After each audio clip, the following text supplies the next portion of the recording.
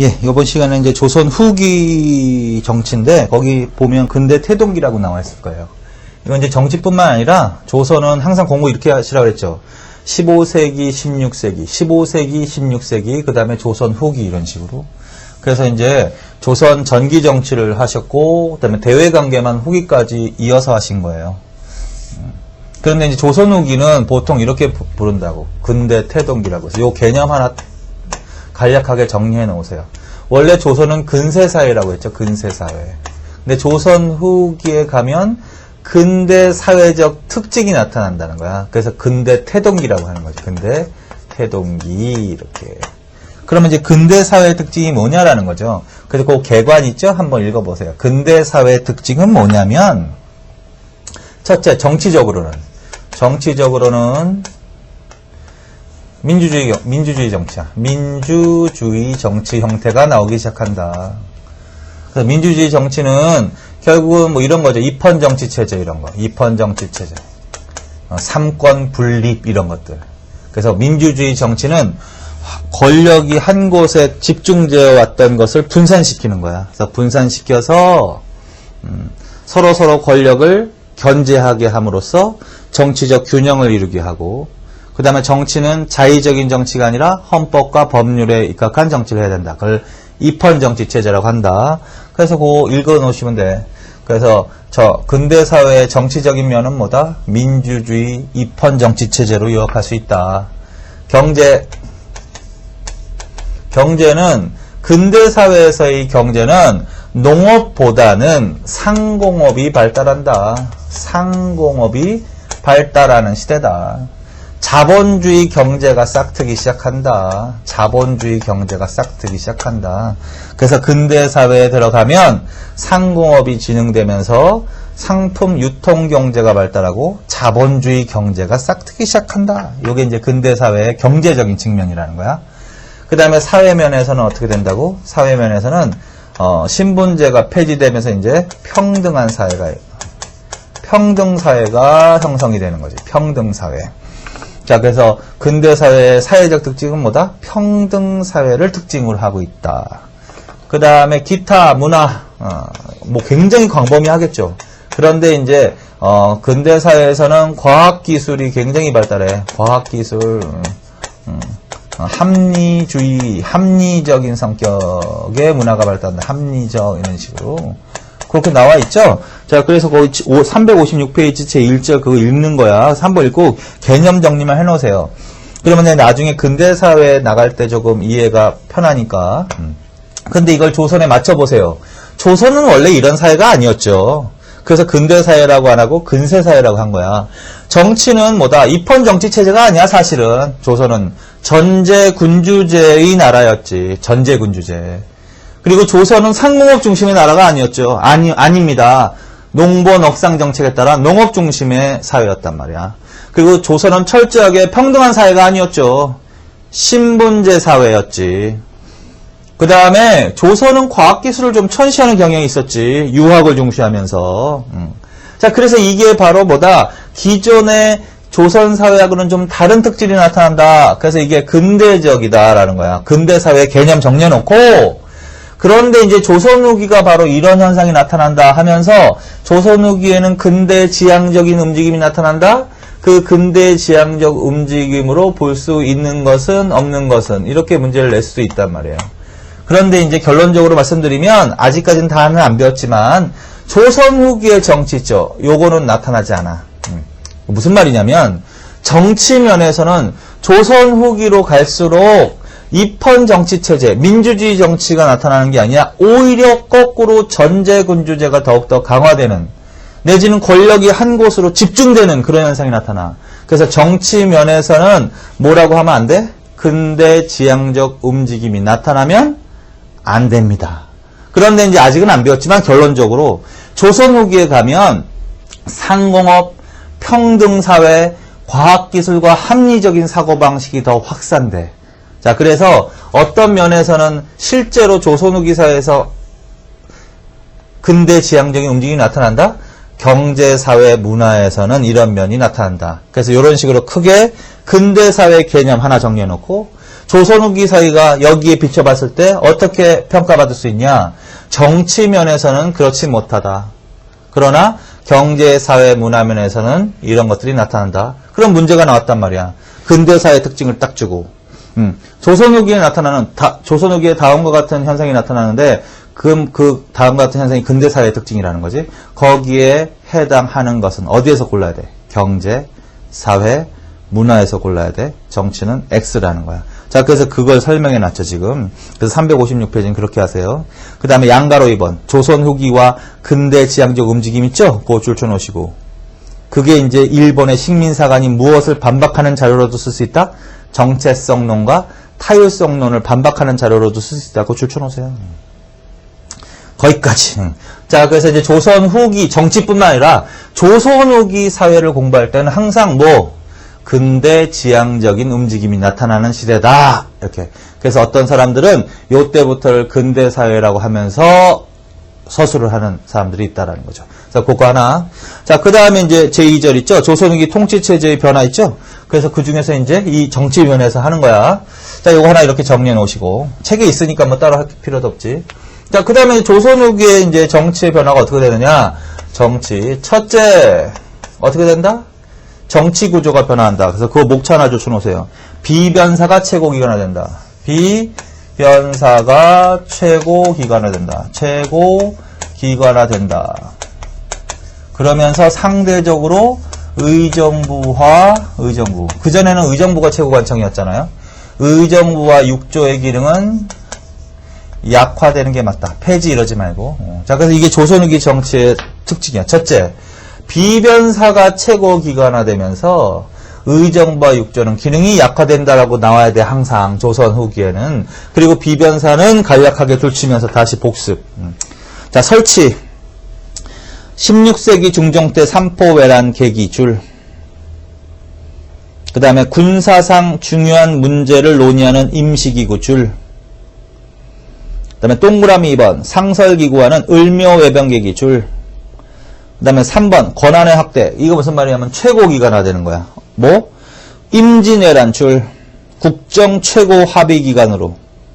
그래서 조선 후기에는 중앙의 주요 관원들이 어디에 모여서 합의에 의해서 정치를 처리했습니다.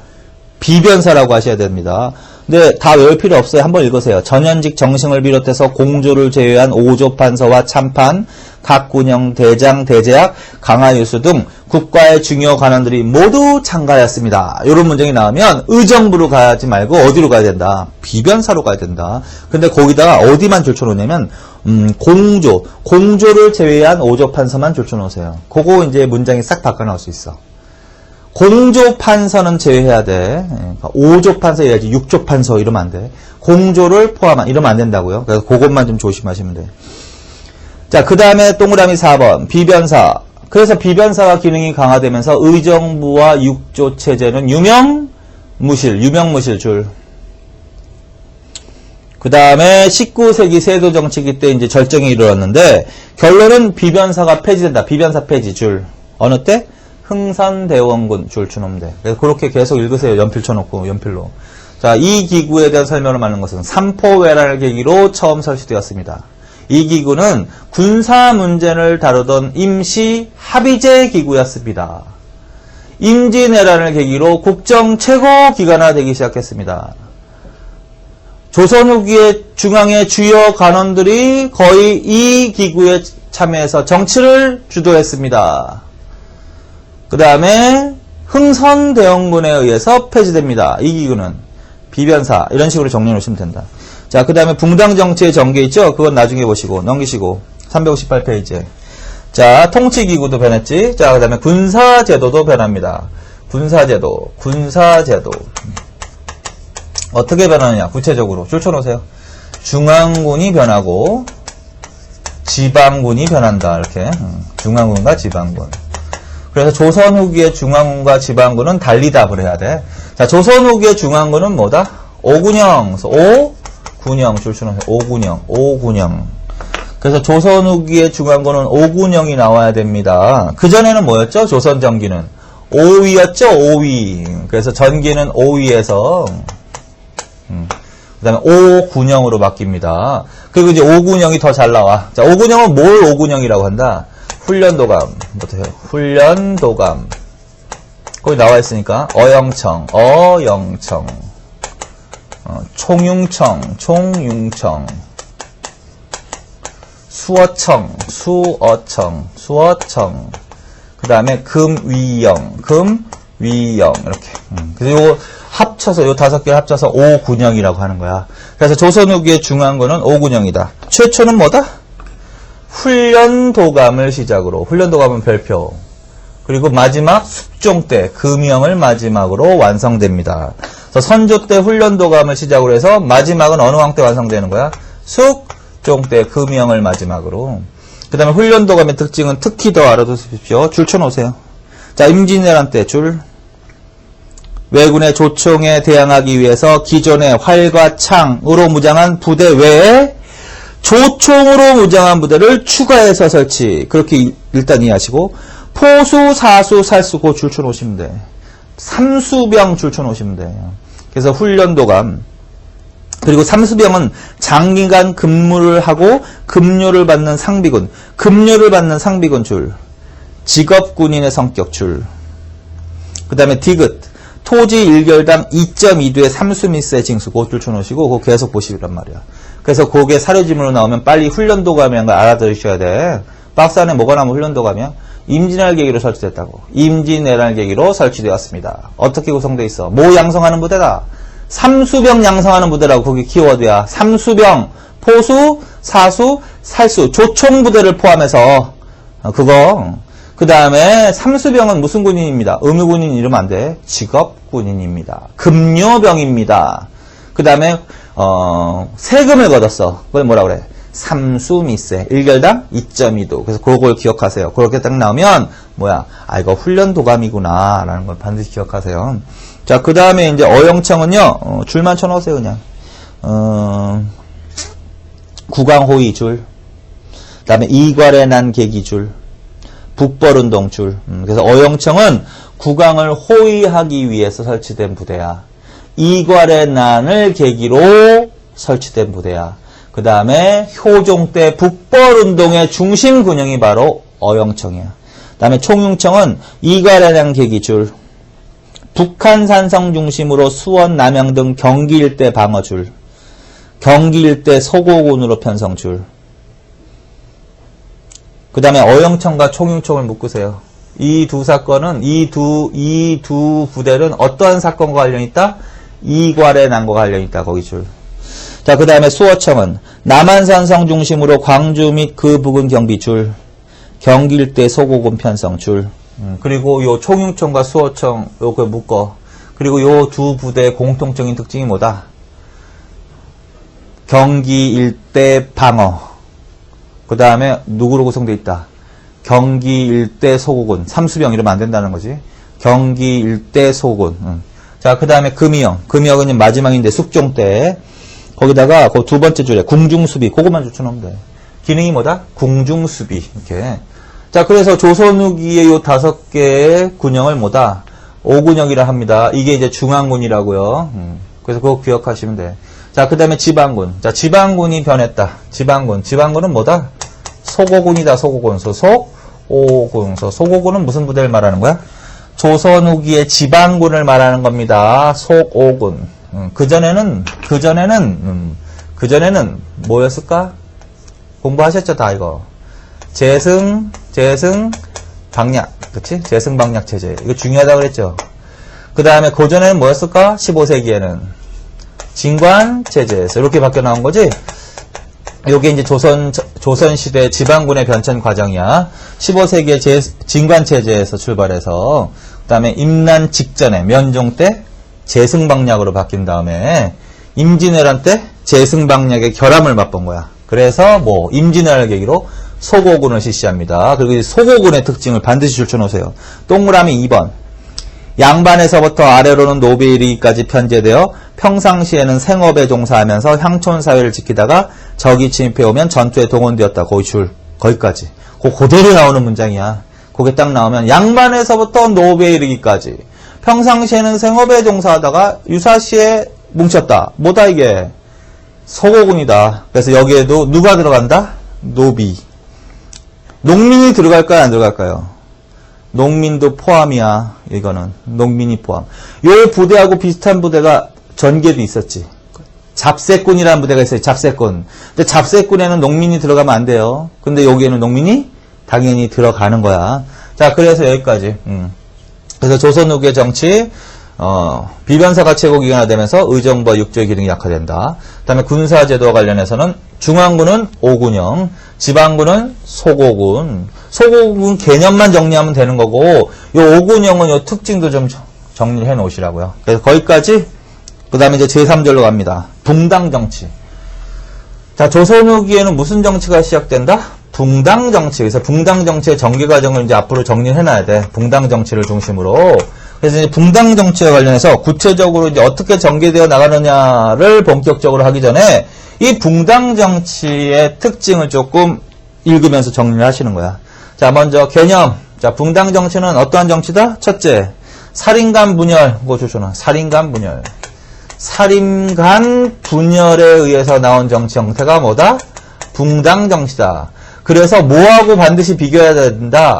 사화하고는 비교해야 된다. 사화는 16세기에 일어났었죠? 그거는 왜 일어난 거야? 살인간 분열 이러면 안 되지? 훈구 세력과 살인 간의 갈등 때문에 일어난 분열. 이거는 사화라고 한다면, 살인간 분열에 의해서 나타난 정치 형태가 뭐다? 붕당정치다. 자, 그 다음에 붕당정치의 성격. 자, 1번. 붕당 간의 견제와 협력을 바탕으로 공론을 중시하는 정치고 줄. 그럼 붕당정치의 기본적인 특징이 뭐냐라는 거야. 뭐야? 견제와 붕당 간 세력이 비슷한 세력끼리 이렇게 나눠져서 정치를 하는 거지. 지금으로 말하면 정당 정치를 생각하시면서 이해를 하면 돼요. 어렵잖아. 견제와 협력을 바탕으로. 무슨 소리다? 세력이 엇비슷하게 나눠져서 서로 정치를 견제한다는 거지. 그 다음에 협력할 것은 협력하고. 그냥 상호 비판과 협력이 공존하는 거야. 그래서 견제와 협력을 바탕으로 공론을 중시하는 정치 형태. 공론을 중시하는 정치 형태. 이게 바로 붕당 정치의 기본 개념이다. 당연히 살인들 때문에 나타난 정치 형태니까 살인들은 어떻게 해? 살인들은 이 정치 형태를 비판적으로 보지 않았다고. 누구의 붕당론을 계승해서? 주자나 구양수의 붕당론을 계승해서. 그줄 연필로. 자, 그 다음에 이제 양가로 3번. 자, 그러면 조선 후기에 이제 붕당 정치가 행해지는데, 붕당 정치가 행해지면서 이 붕당 정치가 정치 구조에 영향을 미치기도 한다라는 거야. 그래서 어떤 식으로 정치 구조에 영향을 미치느냐? 그거 줄 쳐놓으세요. 뭐, 합의제 기구의 필요성이 더욱더 강조돼. 그래서 합의제 기구의 권한이 더욱더 강화되는 거야. 그런데 조선 후기에는 합의제 기구가 두 개가 있단 말이야. 비변사하고 의정부. 근데 의정부 이러면 안 되고 뭐?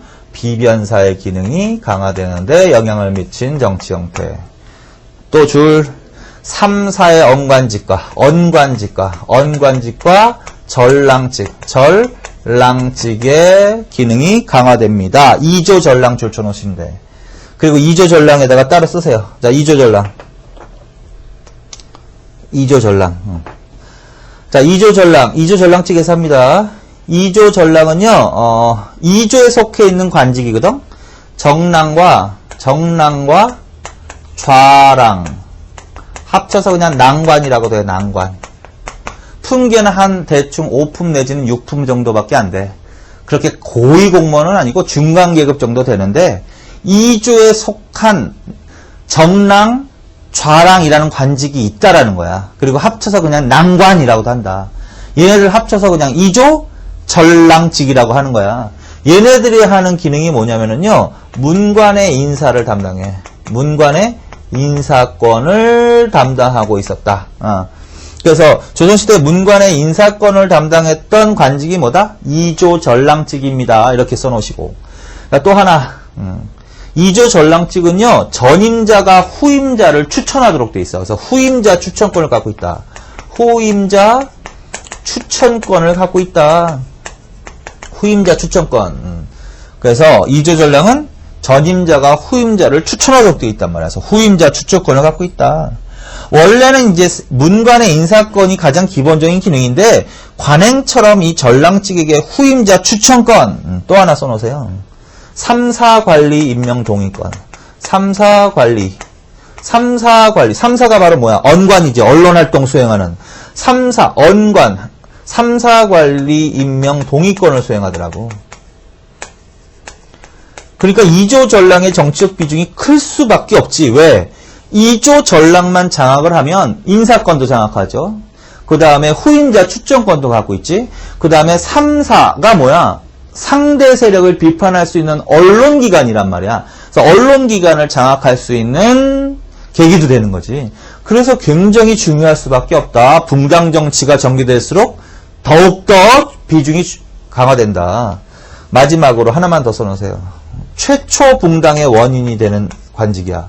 최초로 사림이 붕당이 되는 원인이 되는 관직이 바로 2조 전랑직. 그래서 요 정도로 포스트잇에다 따로 해놓으시고 딱 붙여놓으세요. 이게 봐. 다음 같은 특징을 갖고 있는 관직이 뭐다? 2조 전랑직. 그리고 다시 본론으로 들어온다. 조선 후기에 붕당 정치가 전개되면서 비변사, 합의제 기능이 강화되고, 그 다음에 3사의 언관직과 그 다음에 2조 전랑직의 정치적 비중이 어떻게 된다? 강화됩니다. 자, 그 다음에 또 살림의 출현. 살림은요, 뭐 어떤 사람이 살림이래? 나무가 아니야. 뭐야? 제야에서 공론을 주도하는 지도자. 그거 줄쳐놓으시면 돼. 제야에서 공론을 주도하는, 그러니까 여론 형성에 큰 영향력을 행사하는 사람을 바로 살림이라고 하는 거야. 이 조선시대 붕당 정치는 정치적인 이해관계 플러스 학통끼리 연결돼 있어. 학문적 성격끼리. 그래서 결국은 이 제야에서 영향력이 큰 스승이 있는 거지. 그 스승의 의견이 결국은 그 스승을 중심으로 하는 그 집단의 여론이 돼버리는 거야. 자, 그래서 결론은 제야에서 공론을 주도하는 지도자를 뭐라 그런다?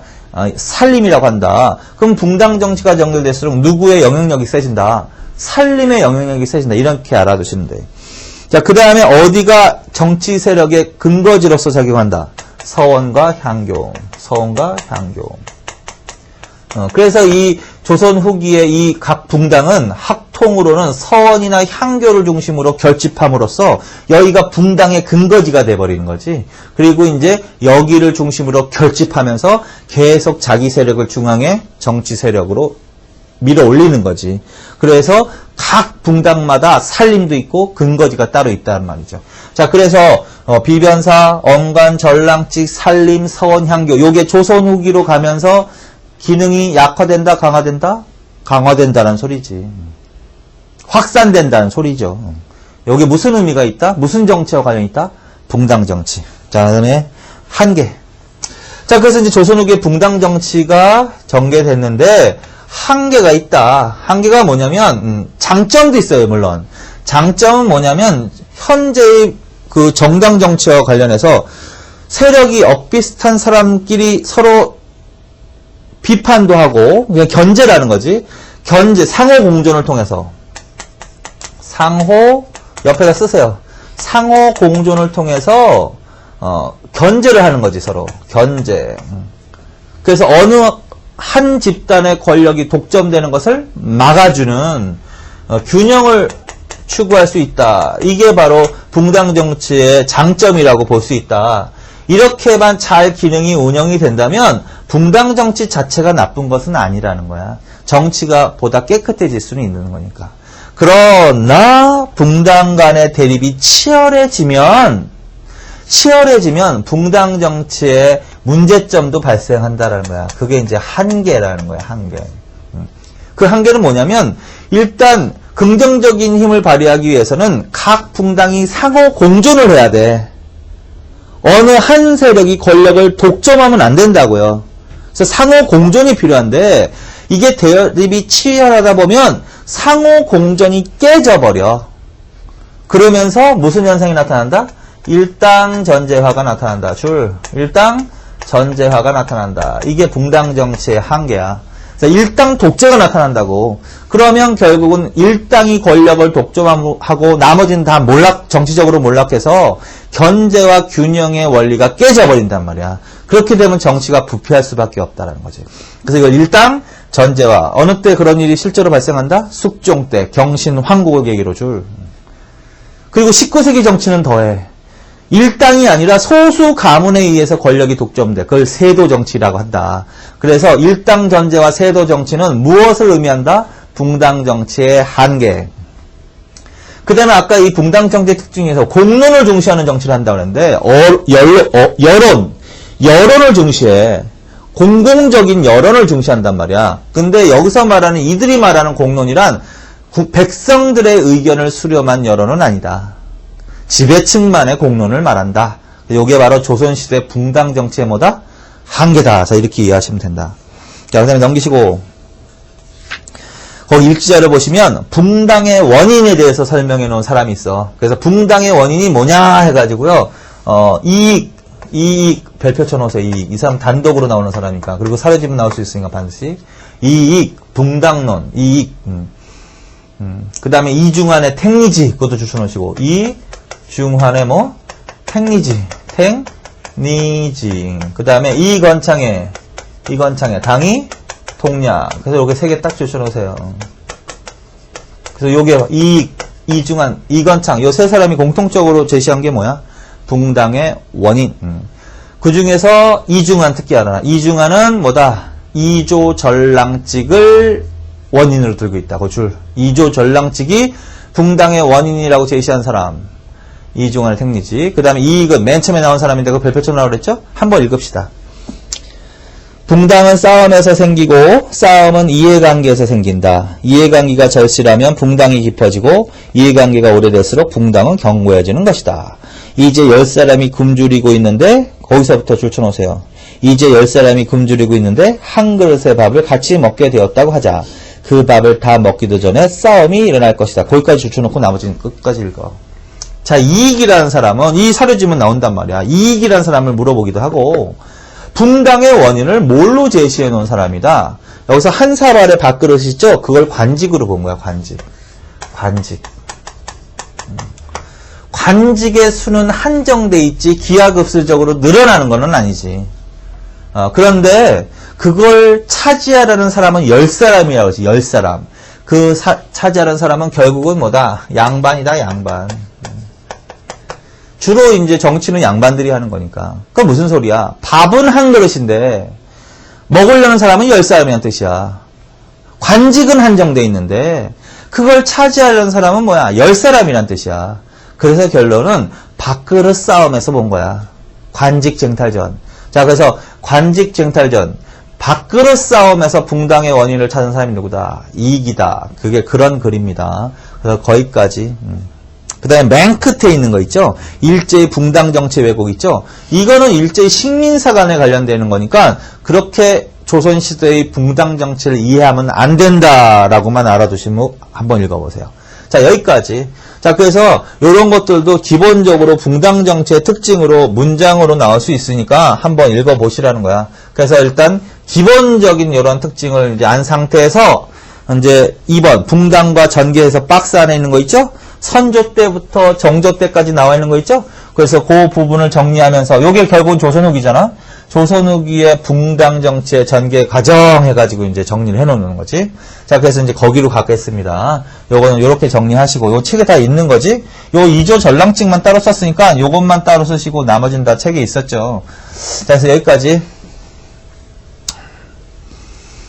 자, 그 다음에 이제 하나 넘어가는 건데, 이제 결론은 뭘 공부하시는 거냐면요. 붕당 정치와 관련해서는요, 각 붕당의 원인과, 그 다음에 각 붕당, 정치 세력의 특징을 정리해 놓으면 돼. 자, 그래서 첫 번째, 이제 순서대로 하겠습니다. 361페이지. 자, 15세기의 지배 세력은 누구였지? 훈구 세력. 그치? 관악파 훈구 세력. 그러다가 성종 때 사림이 처음으로 이제 본격적으로 중앙에 진출하면서 훈구와 누구와 간의 갈등이 생겼죠? 사림. 그래서 훈구와 사림 간의 갈등 때문에 발생한 게 뭐야? 16세기에 사화였지? 그래서 사화. 그래서 이 사화로 인해서 사림이 타격을 받는 거죠, 좀. 그렇지만 이 사림들은 정치적 이해관계로만 뭉쳐있는 애들이 아니야. 학통으로 연결되어 있기 때문에 결집력이 세. 그래서 중앙정치에서 피해를 입더라도 지방의 서원이나 향교 이런 것을 중심으로 결집하면서 계속 올렸단 말이야, 위로. 그래서 결론은 어느 때 주도권을 장악한다? 선조 때. 그래서 붕당정치 시작하는 거야, 이제. 스타트. 선조 때 누가 정계의 주도권을 장악합니다. 살인들이 정계의 주도권을 장악합니다. 그래서 선조 때 살인들이 정계의 주도권을 장악하면서 이제 무엇이 이루어집니다. 붕당. 그런데 이제 그때 미리 공부하신 거 있잖아요. 왜? 원인을 중심으로 여기다 정리를 해드릴게. 선조 때 살인들이 정계의 주도권을 장악하고 나서 살인들이 자체 분열하는 거 아니야, 결론은. 근데 최초로 분열하는 원인이 뭐라고 그랬어요, 그때? 여기도 있지만 척신정치 청산 문제. 척신정치 청산 문제. 요게 바로 최초의 분열 원인이야. 선조 때 정계의 주도권을 장악한 살인이 처음으로 분열하는 원인은 뭐다? 척신 청산 문제로 분열하였습니다. 척신이란 외척들. 그래서 외척들을 몰아내자라고 적극적으로 주장하는 세력과 외척들을 몰아내는 입장에서 좀 소극적인 태도를 보였던 사람들로 어떻게 두 개로 분열되더라는 거지. 그게 이제 척신정치 청산 문제야. 그래서 지금 양가로 2번 동인과 서인의 붕당 그걸 하고 있는 거야. 동인과 서인의 붕당인데 그걸 하고 있는 거야. 자, 그래서 척신정치 청산에 적극적인 태도를 보이는 애들이 바로 신진살임이야. 신진살임. 소극적인 태도를 보이는 사람이 뭐다? 기성살임입니다. 기성살임. 그리고 걔네들이 이제 공교롭게 어떻게 학통으로 결합이 되는 거야. 그래서 신진살임 중에는 주로 이런 학파가 많아. 서경덕, 조식, 이황학파. 반면에 이 서인은 이성원학파가 들어가 있다. 이렇게. 그래서 이렇게 대립이 이루어졌다. 그러다가 이 관직을 사이에 두고 두 사람이 다툰다. 이조 전랑직을 사이에 두고 두 사람이 다퉈. 김효원과 심의겸이. 자, 그래서 분열하는 원인. 첫째, 뭐가 먼저 나와야 돼? 척신정치 청산 문제. 자, 그 다음에 뭘로 다퉈? 이조 전랑직을 사이에 두고. 그리고 한번 읽었었죠? 여기는 안 나왔지만 그 사화 끝부분에 거기에 줄만 쳐놓으라고 그랬잖아. 자, 김효원과 심의겸이가 다퉜는데 이조 전랑직을 사이에 두고 김효원을 지지한 세력이 동인으로 갈라지는 거야. 동인이라고 부르는 거야. 그 다음에 심의겸을 지지한 세력은 뭐? 서인이라고 부르게 된 거지. 자, 그래서 이게 최초의 붕당의 원인이냐. 최초의 붕당의 원인이 바로 무슨 관직이다? 이조 전랑직. 자, 그래서 여기까지 일단 정리해 놓으세요. 자, 척신정치 청산 문제로 살림이 분열하였습니다. 이조 전랑직으로 살림이 분열하였습니다. 어느 왕 때 일어났다? 선조. 무슨 붕당에 대해서 지금 한 거야? 동인과 서인의 붕당에 대해서. 그래서 동서붕당에 대해서 한 거야. 그리고 동인, 서인에 대해서 물어본단 말이야. 그래서 박스 안에 있는 거 하면서 보세요. 동인은 어떤 애들이야? 적신정치 청산의 적극적인 애들. 학통으로는 서경덕, 조식, 이황학파. 이조 전랑직을 사이에 두고 다툴 때 누구를 지지한 세력이야? 김효원을 지지한 세력이다. 그렇게 줄. 그 다음에 서인은 척신정치 청산의 소극적인 기성살임이야. 기성살임. 그 다음에 이조 전랑직을 사이에 두고 다툴 때 누구를 지지했다? 심의겸을 지지한 세력이야. 심의겸. 그 다음에 학통으로는 누가 들어가 있다? 이이와 성혼. 이렇게. 이이와 성혼. 이렇게. 자, 여기까지 하셨죠? 자, 그 다음에 이제 뭘로 간다? 양가로 3번으로 가는 거야. 북인과 남인. 자, 그래서 이거는 동서붕당을 얘기하고 있는 거야, 지금. 그치? 그런데 이제 이 동인과 서인으로 갈라진 그 다음에 또 동인이 북인과 남인으로 갈라지게 된다. 그래서 그 원인을 정리하는 거야. 하나가 뭐냐? 정여립 모반 사건. 정여립 모반 사건이 바로 또 동인 내에서 두 개로 갈라지는 원인이야. 정여림 모반사건, 기축옥사라고도 하죠. 그래서 정여림 모반사건, 기축옥사, 졸초나. 자, 이 뭐냐? 정여립이 반란을 일으켰다가 실패한 거야. 정여립이 동인계열이야. 그러니까 동인계열에 반란이 일어난 거야. 정여립 모반사건의 의미야. 그러면 결국은 승리를 했으면 권력을 잡았겠지만 실패를 한다고요. 실패를 했기 때문에 이 정여립 모반사건으로 누가 피해를 입겠어? 서인이야 동인이야? 동인이 피해를 입겠죠. 상대당인 이 서인은 이걸 기회로 동인을 탄압했겠죠. 그런 일이 벌어진 거야. 그런데 이 정여립 모반사건으로 인해서 동인들이 동인계열이 피해를 보는데 그 중에서 이들이 아주 크게 피해를 봐. 그 안에서도 서경덕과 조식학파, 서경덕, 조식계열의 학자들이 큰 피해를 봐.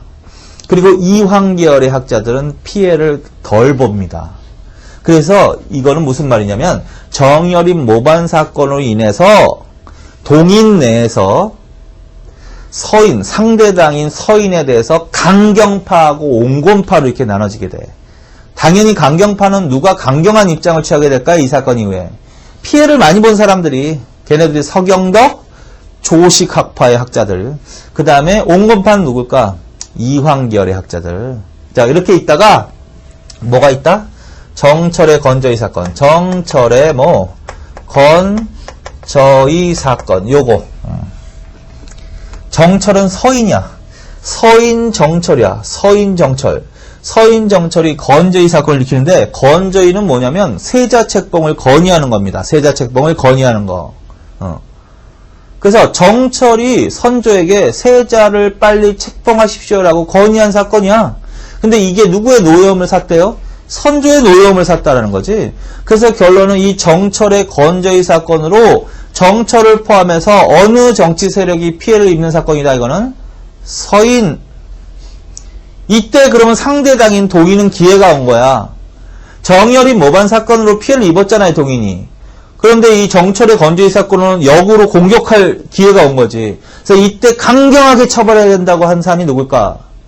정여립 모반 사건 때 피해를 많이 봤던 서경덕 조식 계열의 학자들. 걔네들이 강경파 맞지?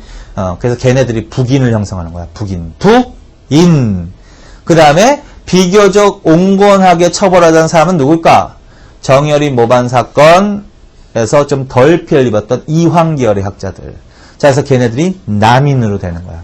자, 그래서 지금 요 두 개는 무엇의 원인을 한 겁니다? 북인과 남인의 원인을 한 거야. 자, 그래서 이거는 무슨 붕당의 원인이냐? 동서. 이거는 남북. 이거 순서 문제도 나와. 이게 순서대로 된 거야, 지금. 자, 그래서 여기까지. 자, 그 다음에 거기 정철의 건조희 사건 있죠. 선조 1591년이라고 돼 있지? 이게 이제 선조 1591년 맞죠? 1591년. 그 다음에 그 옆에다가 임진왜란 하나 써놓으세요. 임진왜란. 임진왜란은 몇 년에 일어났을까요? 1592년에 일어난 거 맞죠? 그러니까 임진왜란 일어나기 전에 이미 이런 일들이 벌어진 거야. 그래서 임진왜란이 일어날 때는 이미 동인, 서인, 그 다음에 동인 안에서 북인, 남인 이렇게 붕당이 되어 있었다라는 거지. 자, 그래서 이렇게 정리를 하시면 돼. 자, 여기까지가 어느 때의 정치다? 어느 때의 붕당 정치에 대해서 한 거야? 선조. 자, 그 다음에 이제 거기 북인과 남인의 비교한 거 있죠? 그거 별표 쳐놓고 반드시 기억하세요. 그게 바로 이제 북인. 자, 광해군 때. 그래서 광해군 때 아까 누가 집권했다고 그랬어? 북인이 집권했다고 그랬지? 그 중에서도 대북이라고 했지, 대북. 사람들로는 자, 북인이 권력을 잡았습니다. 이렇게. 어느 왕 때?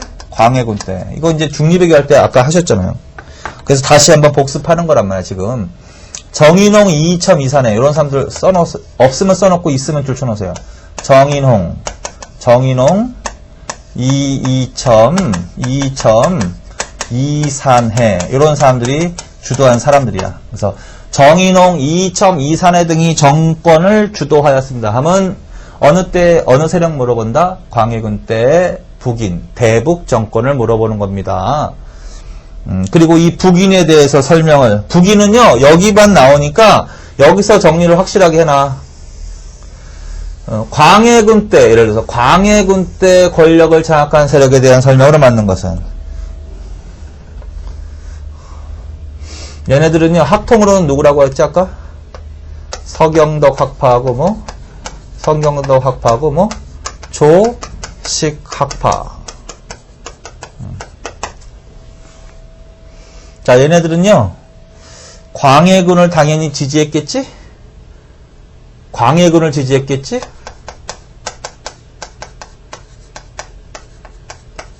그리고 얘네들이요, 권력을 주도하게 되는 계기가 이거야. 임진왜란 때. 임난시 의병장을 많이 배출했다. 의병장을 많이 배출한 세력이야. 그래서 전란을 수습하는데 공을, 그래서 이 의병장 배출, 이거는 뭐 임진왜란 때도 한번 줄쳐놨었지 반드시 중요하다고. 의병장 배출. 그게 바로 특히 조식의 제자. 조식의 제자. 그래서 임진왜란시 의병장을 배출하는 등 전란을 수습하는 데 공을 세웁니다. 광해군을 지지했습니다. 그래서 점차 정치의 주도권을 장악해 나가는 세력이야. 얘네들은 어느 때 집권했다고? 광해군 때. 광해군 때 뭐다? 중립외교에 가담했다. 뭐? 중립외교에 가담했다고 다른 사림으로부터 비판을 받았던 세력이야. 그러면 누굴 물어본다? 북인 정권을 물어보는 거라고요. 자, 그 다음에 얘네들은 상대당인 서인에 대해서 강경파야, 온건파야? 강경파지? 맞지, 강경파. 왜 강경파가 되는 거야? 정열이 모반 사건 때 피해를 많이 입었으니까. 그리고 마지막으로 얘네들은 인조 반정으로 몰락합니다. 인조 반정으로 몰락합니다. 몰락. 그래서 이렇게 정리해놔. 이것도 포스트잇으로 딱 해놓고 북인 이렇게 물어본단 말이야. 자, 그래서 광해군 때 집권한 정치 세력에 대한 설명으로 맞는 것은 하면 누굴 물어본다? 북인 대북 정권을 물어보는 겁니다. 자, 그래서 그렇게 정리해 놓으세요. 그런데 이제 이 광해군과 북인은 정권을, 권력을 독점하려 했고, 그 다음에 도덕적 폐륜을 일으켰다라고 하면서 다른 사람으로부터 비판, 공격을 받은 거라는 거지. 그래서 뭐가 일어난다? 인조 반정이 일어난다. 맞지? 인조 반정. 인조 반정의 배경이 뭘까? 아까 대외정책 할 때 다 공부를 하신 거예요. 그러니까 문제는 수업을 잘 들으시는 것도 중요하지만 그 들은 내용을 천재가 아닌 이상 한 번에 다 머릿속에 집어넣기는 어렵단 말이에요. 암기할 건 암기하고 이해할 건 이해하셔야 되는데 그러기 위해서는 반복적인 학습이 필요해. 그래서 예습 복습도 하시고 주기적으로 반복을 해서 완전히 자기 것으로 소화시키는 과정이 반드시 필요하다. 내용이 많으면 많을수록 그런 과정이 더 필요하다. 왜? 정리가 돼야지 뭐 문제를 푸는 거지. 들은 거는 많은 것 같은데 결론은 뭐 머리에 잡히는 건 없는 거야. 그거는 한 번 들어서는 안 된다. 틀이 잡힐 때까지 수십 번 볼 생각을 하세요, 그냥. 다시. 그래서 결론은 인조 반정이지. 인조 반정. 자, 인조 반정의 배경은 뭐야? 무슨 외교 정책을 했어? 중립 외교. 중립 외교. 왜 이게 비판받은 거야? 다른 사림으로부터. 실리를 추구하는 외교 정책이었기 때문에. 근데 이 당시에 사림들은 무엇을 중시하는 거야? 성리학을 최고로 하면서 의리나 명분을 중시한다. 맞죠? 의리나 명분. 그래서 결국은 중립 외교. 그 다음에 아까 한 때도 나왔잖아. 정인홍이가 누구의 제자냐면 조식의 제자라고요. 조식의 제자인 정인홍이가 바로 뭘 일으켜? 회태, 변척. 회태, 변척의 소를 제기하잖아. 회태, 변척의 소를 제기한다. 회태, 변척의 소. 뭐다 이거 개념만 정리해놔. 회태, 회제 이연적과 태계 이황을 문묘에서 빼고 자기의 스승인 조식을 문묘에 넣고 제사를 지내자. 그래서 다른 사림으로부터 또 공격받았던 사건이라고. 그 다음에 아까 말씀드렸지. 광해군은 적통이 아니라고 그랬죠. 왕위 계승에서 적통이 아니라고 그랬지. 누가 적통이라고 그랬지? 영창대군. 그런데 광해군이 왕이 돼서도 결국은 왕위가 불안할 거 아니에요. 영창대군을 지지하는 세력이 여전히 있었으니까. 그래서 결국은 그 영창대군을 낳은 자기 계모지, 계모. 임목대비를 패하고, 패모. 그 다음에 이복 동생인 영창대군을 죽이는 살제, 이런 일을 벌입니다. 그래서 패모, 살제. 그래서 이 패모, 살제의 내용을 기록한 글을 개축일기라고 그랬지, 아까. 개축일기. 자, 그래서 요거.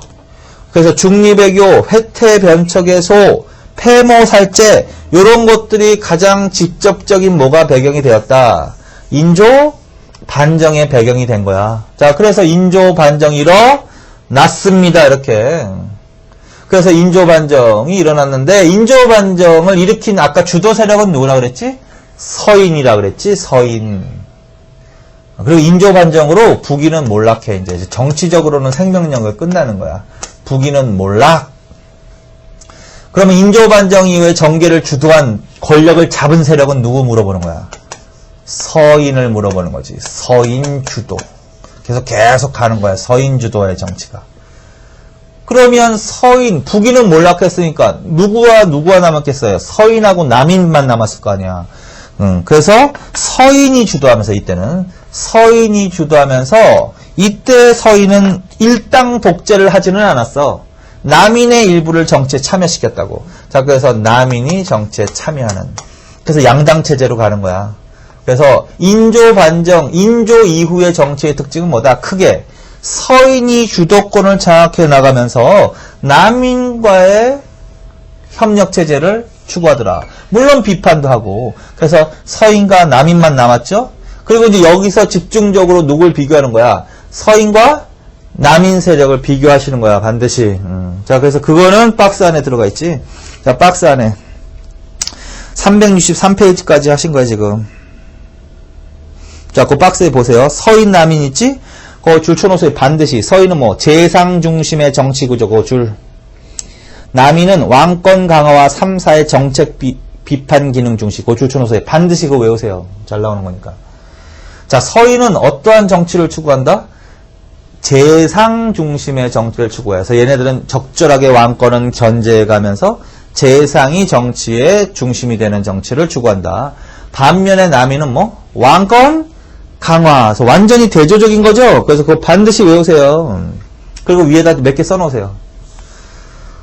서인은요, 학통으로는요, 이학파야, 이학파. 이학파라고 해야 돼요. 이학파. 자, 위에다 써. 그 다음에 남인은 학통으로는 이황학파야. 이황학파.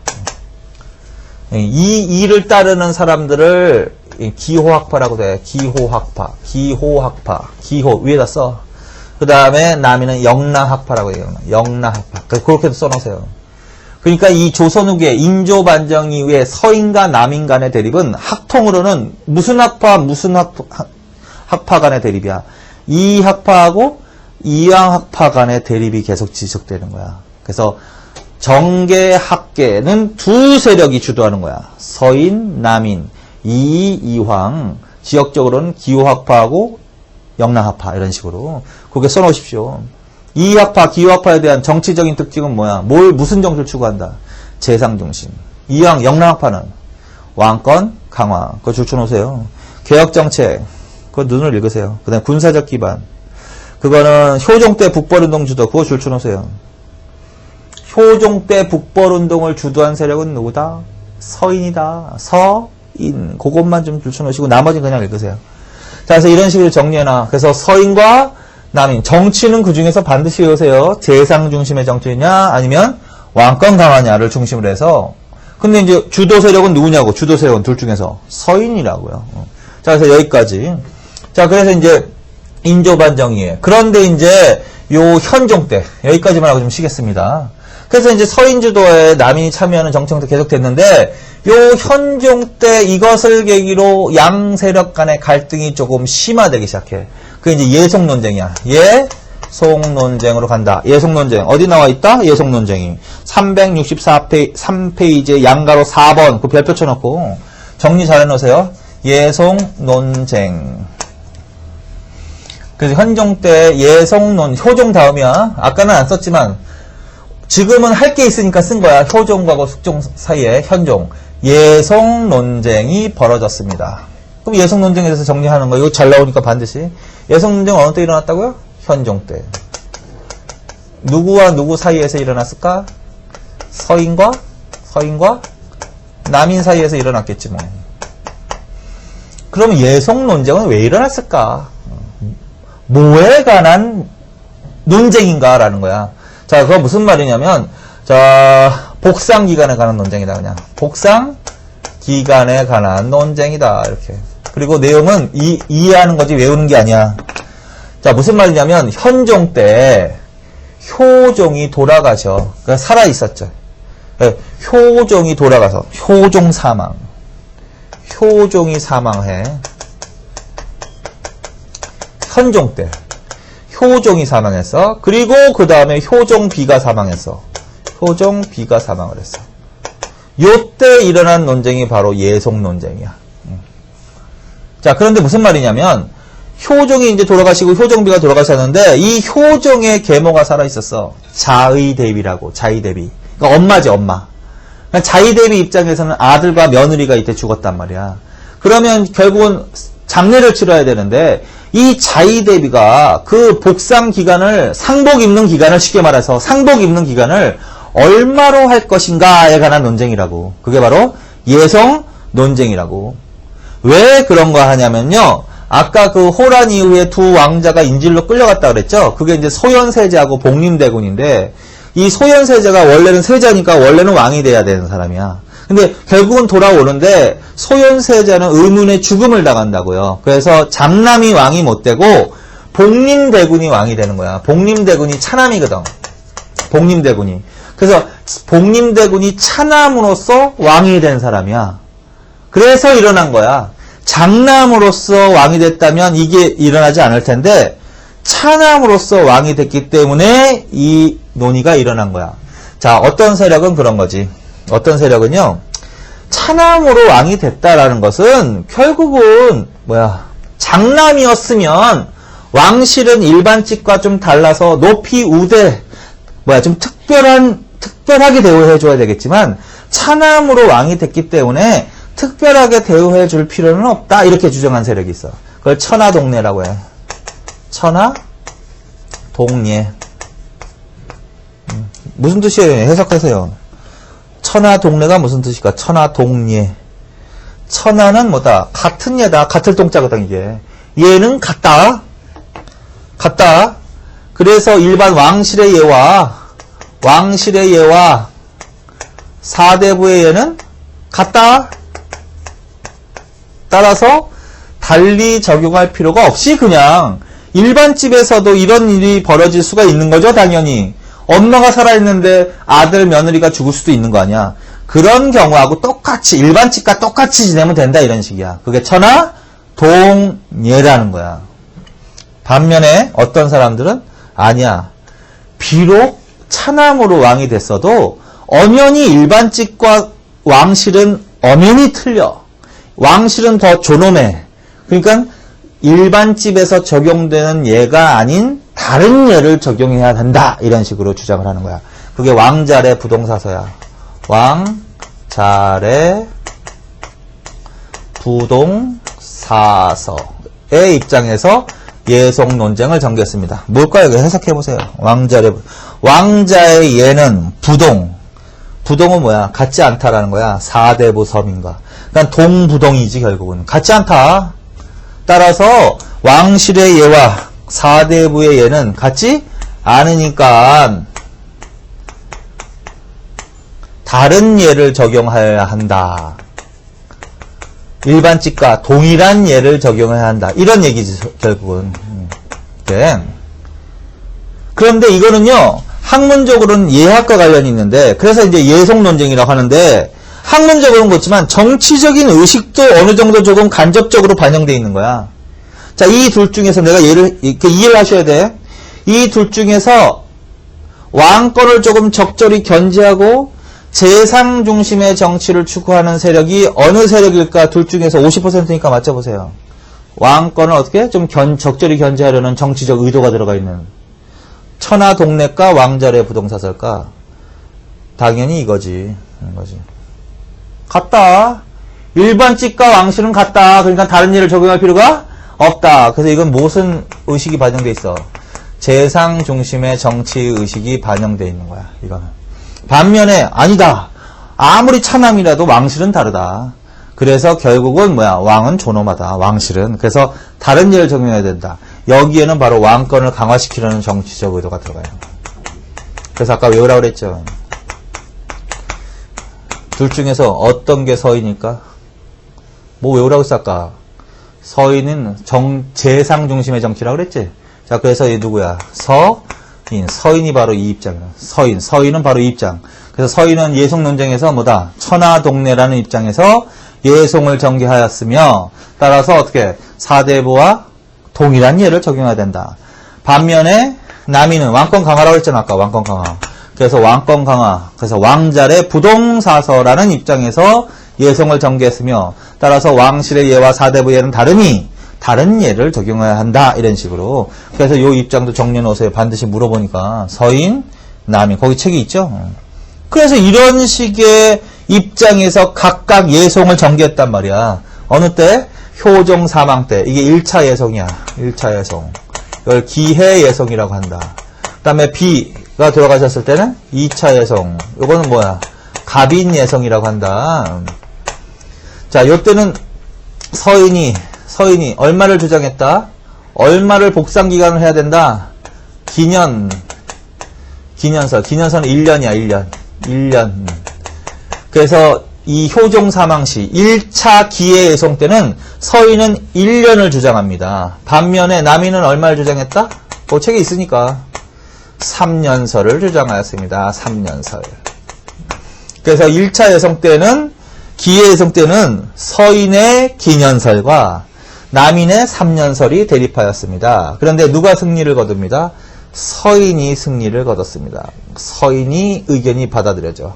그래서 서인이 승리했어. 그래서 1차 예송으로는 여전히 서인이 주도권을 계속 장악할 수 있었단 말이야. 근데 이제 2차 예송에서는 달라진단 말이야. 2차 예송에서는 남인의 기년설과 1년설과 그 다음에 이때는 서인이 얼마를 주장했다? 대공설을 주장했다. 대공설은 이제 9개월설이야. 9개월설. 이걸 주장했다. 그런데 이때는 누가 이긴다? 남인이 승리하게 된다고. 남인이.